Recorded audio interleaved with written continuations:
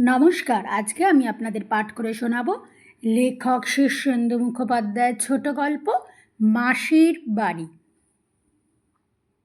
নবাবগঞ্জে পৌঁছে সে শুনল মাদলপুরের শেষ বাস সন্ধেবেলা ছেড়ে গিয়েছে। রাতে ওদিকে যাওয়ার যানবাহন বলতে কিচ্ছু নেই। শুনে অগাধ জলে পড়ল গয়ারাম। ট্রেনটা 3 ঘন্টা লেট না করলে এতক্ষণে তার মাসির বাড়িতে পৌঁছে বিকেলের ফলার সেরে ওঠার কথা। খিদেও বড় কম পায়নি। মাত্র 22 বছর বয়স। গোবিন্দপুর গা থেকে টানা 3 মাইল হেঁটে এসে ট্রেন খারাপ। রাস্তায় একটু বাদাম ভাজা ছাড়া কিছুই জোটেনি। পয়সাও বেশি নেই তার।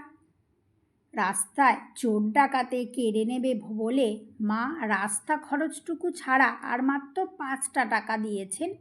অবশ্য মাসির বাড়িতে পৌঁছে গেলে আর চিন্তা নেই, কিন্তু পৌঁছানো নিয়েই চিন্তা।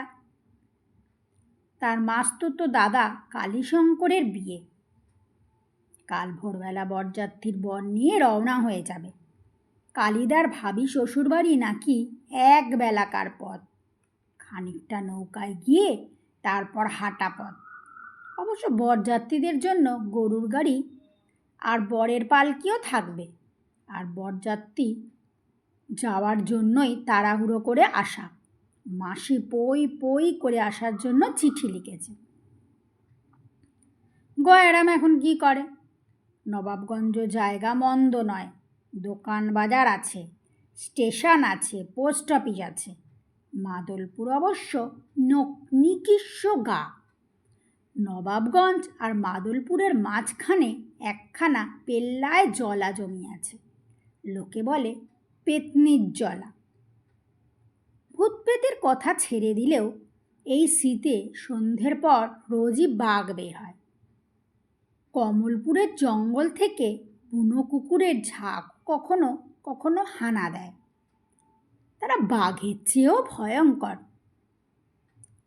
বাজারের প্রান্তে অসত্য বটগাছটার তলায় বাঁধানো চাতালে বসে যখন গয়ারাম 7-5 ভাবছে, তখনই হঠাৎ টের পেল চাতালের ওদিকটায় অন্ধকারে বসে 2 লোক ভারী গভীর পরামর্শ করে যাচ্ছে।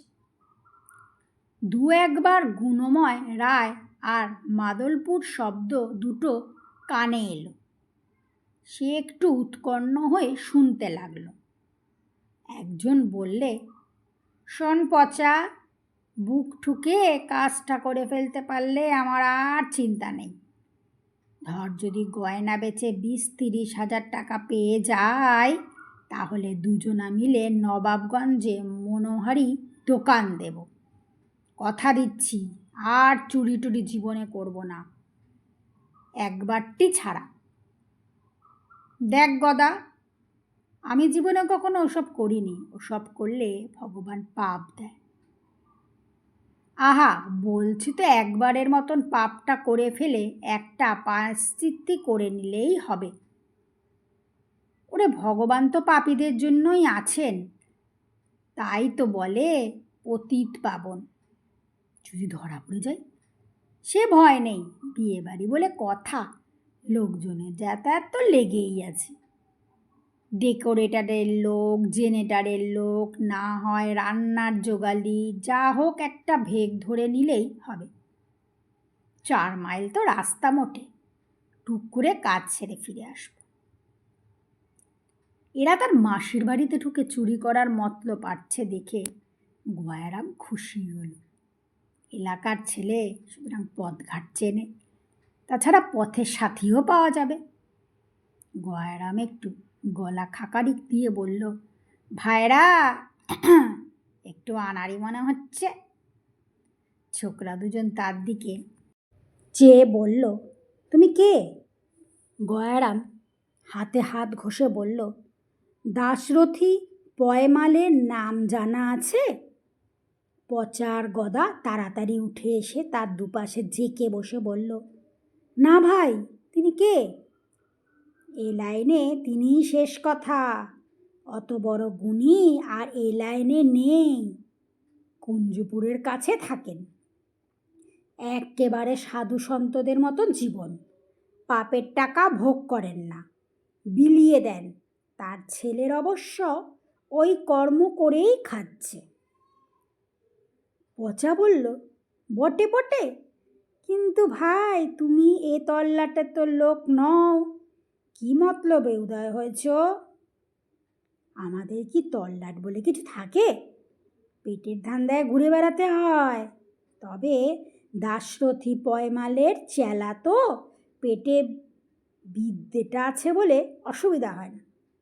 গদা খুব আহ্লাদের সঙ্গে বলল, এই তোমার মতোই একজন সঙ্গীকে আমরা খুঁজছি। আজ রাতে মাদলপুরের এক বিয়ে বাড়িতে একটা বড় দাও আছে। শুনেছি মেলা গয়নাগাটি আর টাকা পয়সার ব্যাপার আছে। গয়রাম একটা আগ্রহ দেখালো না। ভাবখানা ছোটোখাটো, তা কাজে তার গা নেই। বলল, তা ছেলের বিয়ে না মেয়ের বিয়ে? ছেলের বাড়িতে তো বিশেষ গয়নাগাটি থাকবার কথা না, মেয়ের বাড়ি হলেও তা নয় কথা ছিল। পচা মাথা চুলকে বলে, ছেলের বাড়ি বটে, তবে গুণময় রায় ব্যাংকে থেকে 5 লাখ তুলেছে আর মদন শ্যাকরাকে বিস্তর গয়নার বরাত দিয়েছে, এটা পাকা খবর। গয়রাম বলল, রাস্তা চেনা আছে? শুনেছি মাদলপুর যেতে বড় একটা জলা পড়ে। ওসব ভাবতে হবে না, রাত বিরেতে আমাদের ওদিকে যাওয়াই প্রায়ই হয়। গয়রাম নিশ্চিন্তে শ্বাস ফেলে বলল, যাক বাবা, 4-5 মাইল রাস্তা যে এই অন্ধকারে এক ঠ্যাঙাতে হবে না, এটাই যথেষ্ট। গয়রাম বলে, তা না হয় হলো, কিন্তু পেটে যে ছুঁচো ডন মারছে, খালি পেটে কি আর হাত পা সচল থাকে? এবার গদা বলল, এই বাজারেই আমার পিসামশায়ের পায়েস হোটেল, আমি এবেলা ম্যানেজারই করেছি, খাওয়ার ভাবনা কি? গয়রাম ফের আরামে শ্বাস ছাড়ল। ভগবান একেবারে ছপ্পর ফুঁড়ে দিয়েছে। খাওয়াটা মন্দ হলো না, ডাল ভাত নিরামিষ তরকারি সঙ্গে 1 বাটি মাংস। চেটে পুটে খেয়ে 3 জন রওনা হয়ে পড়ল। ভূতনির জলা মাঠ, ঘোর অন্ধকার, তবে পচা আর গদা পথঘাট ভালোই চেনে।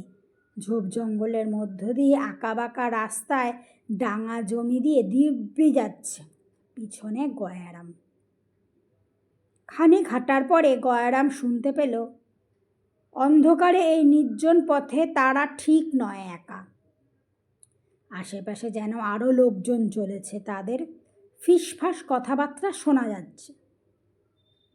গয়রাম একটু ঠাহর করে ব্যাপারটা বুঝবার চেষ্টা করল এবং একটু বাদেই শুনতে পেল 7-10 তফাতে বাধারে এক বুড়ো মানুষের কাশির শব্দ।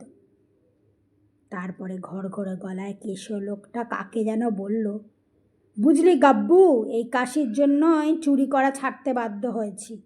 চোর কাশলেই তো সর্বনাশ, অথচ এমন দাওয়াটা কি যা ছাড়া যায় বলতো? আহা, তোমারা ভিতরে যাওয়ার দরকার কি? তুমি বাইরে বসে কাজ লোকেদের সঙ্গে গপ্পসপ্প করবে, আমি ভিতরে ঢুকে কাজ সেরে আসবো। গুণময় রায়ের বাড়ির আনাজ কানাজ আমার চেনা। গয়রাম একটু প্রমাদ গুনল। পচার গদাই শুধু নয়, আরও নিশি কুটুমরা তার বাড়ির মাসির বাড়ি যাচ্ছে।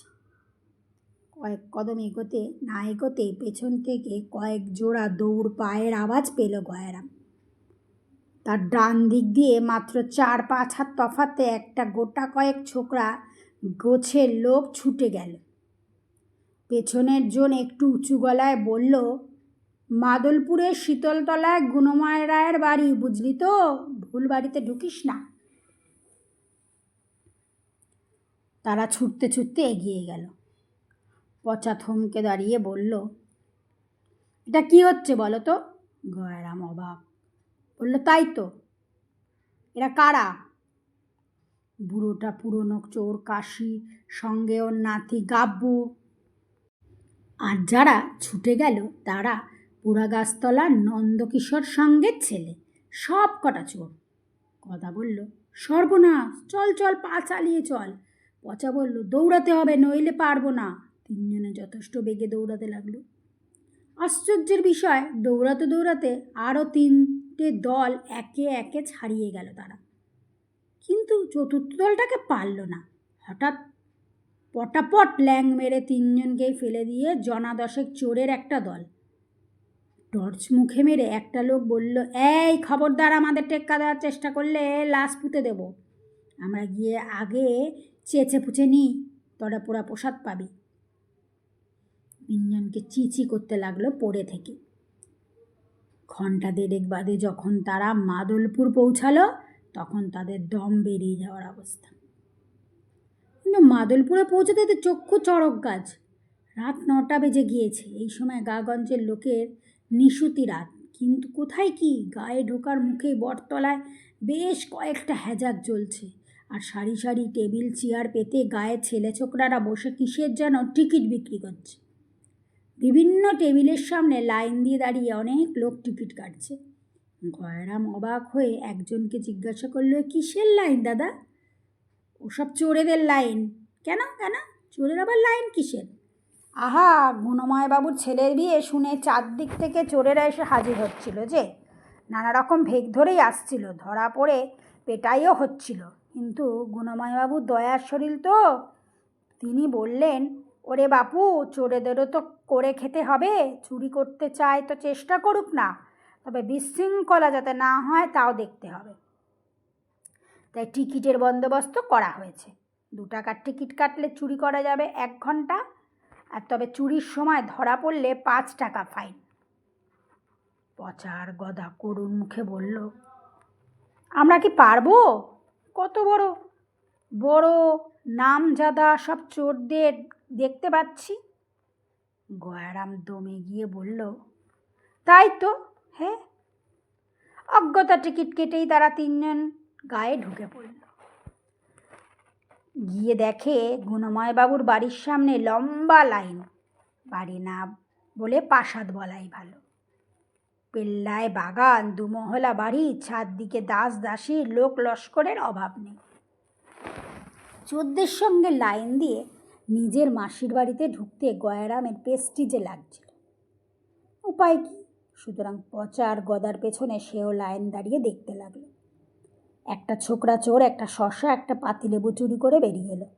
একটা আধবুড়ো লোক একটা পুরনো গামছা পেয়ে সেটা পতাকার মতো নাড়তে নাড়তে বিদায় হলো। একজন লোক নারকেলের পেয়ে সেটাকে চুমু খেয়ে সবাইকে হাত উঁচু করে দেখালো। একজন পেয়েছে 1 মুঠো কাঁচা লঙ্কা, মুখখানা ভারী বেজান। বুড়ো চোর শশীপদ এখন চোখে কম দেখে, কানেও কম শোনে। সে একগাছা ঝাঁটা হাতে নিয়ে বেরিয়ে এসে বিড়বিড় করতে করতে খুঁড়িয়ে খুঁড়িয়ে বাড়ি মুখে রওনা হলো। তবে এর মধ্যে এক ছোকরা চোর একখানা তাঁতের শাড়ি বগলে নিয়ে হাসতে হাসতে বেরিয়ে আসতেই পচা বলল, ওই হচ্ছে পচাটা গায়ের মধ্যে সবচেয়ে প্রতিভাবান চোর, ফটিক। ঘণ্টাখানেক বাদে তাদের পালা আসতেই 3জনে হুড়মুড় করে ঢুকে পড়ল বাড়ি। ঘর দেওয়ালের মধ্যে। সামনে মেসোমশাই গুণময় রায়কে দাঁড়িয়ে থাকতে দেখে গয়ারাম তাড়াতাড়ি গিয়ে প্রণাম করল, কিন্তু গুণময়বাবু তাকে মোটে পাত্তা না দিয়ে বললেন, অতি ভক্তি চোরের লক্ষণ। মেসোমশাই, আমি গয়ারাম। আয়ারাম গয়ারামদেরই তো খুঁজছি রে বাবু। ভাগ্য ভালো, ঠিক এই সময় মাসি কি একটা কাজে মেশোকে ডাকতে এসেছিল। গয়ারাম চেঁচিয়ে উঠল, মাসি!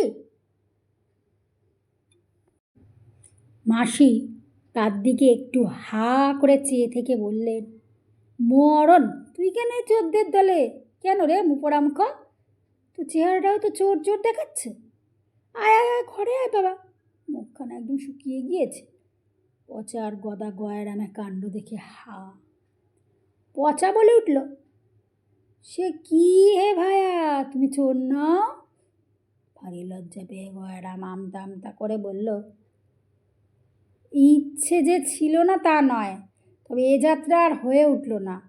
ভায়ারা, তোমরা বরং চেষ্টা করে দেখো। পচার গদা ভারী দুঃখিত হয়ে তার দিকে চেয়ে রইল।